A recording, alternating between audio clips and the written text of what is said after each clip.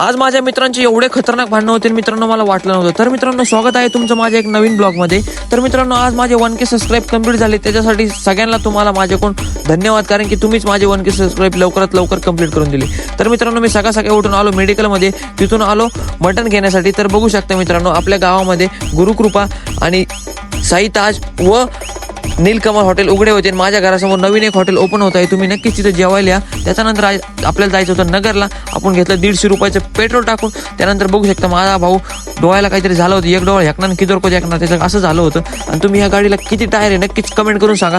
मला जर मस्त नाही आले, तुम्हाला आले तर नक्कीच कमेंट करून सांगा. त्यानंतर गेलो आपण सह्याद्री चौकात गर्दी नव्हती. त्यानंतर डीमार्टच्या शेजारी खूप मोठं बिल्डिंगचं काम चालू आहे. त्यानंतर गेलो आपण मामाच्या कॉलनीमध्ये. तर बाबा आणि कृष्णा म्हणजे माझ्या मावशीचा मुलगा बाहेर होता, त्याला नवीनच बॉल आणला होता.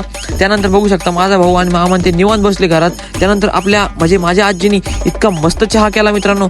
चहा पिऊन मी एकदम शांत झालो. आजी खूप चांगली चहा करते. त्यानंतर निघालो आपण घरी निघालो तर बघू शकता मला आजीने काहीतरी दिलं होतं पिशवीमध्ये. त्यानंतर बघू शकता डिझनी पार्क लागलंय नगरमध्ये. तुम्ही गेला असेल तर नक्कीच कमेंट करून सांगा. तिथून निघालो आपण गावात. घरून निघालो गावात तर 2 मित्रांचे कडक भांडणं चालू होते. तर मित्रांनो, ब्लॉग कसा वाटला 1 नंबर ना सबस्क्राईब करा. धन्यवाद.